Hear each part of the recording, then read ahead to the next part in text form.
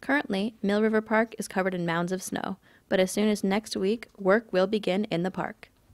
Recently, JPMorgan Chase granted the Mill River Collaborative $25,000 for environmental education programs, and the collaborative brought in Nia Rhodes Jackson to put the money to work. She used to work with the New York Brooklyn Botanic Garden, and she's also helped set up one of the first environmental high schools in the country. And she says she believes in this project. I'm a Stanford resident. I live within a block of the park, and so I really want to see this kind of programming grow and flourish here in Stanford. Right now, the interns are funded entirely by JPMorgan Chase Foundation. So what happens with something like the birdhouses is that the students are literally going to get their hands dirty building birdhouses for bluebirds to put throughout the park. 16-year-old Mishak Casimir says that he chose to work on the project because he thought he should give back to Stanford.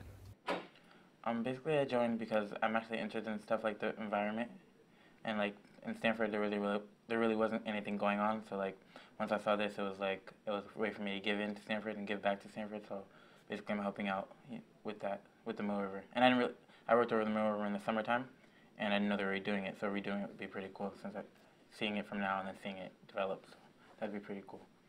But back in biology I learned a lot about like trees and infested species, stuff like that, like invasive plants. I learned a lot about that in biology last year. So now that I see it's actually happening like in front of me, I'm getting like hands-on experience with it. That's pretty cool because I remember learning it. So that's cool for me. Started with a philosophy that if you get the youth to understand the values of the ecology of Mill River, then it would spread to the rest of the population. Rhodes Jackson says that the program continues to grow, and they will soon have 6 paid interns from the city of Stanford. The collaborative says it looks forward to what they can accomplish both for the park and for themselves. I think it's really important to listen to students and to encourage their voice. You know, one of the beautiful things about working with high school students is that they're more independent, and they have the opportunity to really talk to you about what they're interested in and how they see things.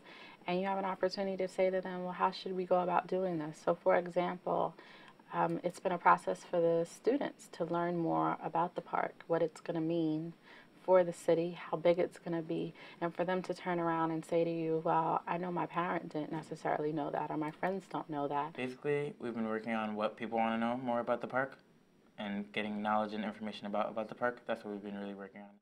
If you'd like to learn more about the park or the interns' endeavors, please check their Facebook page or their website.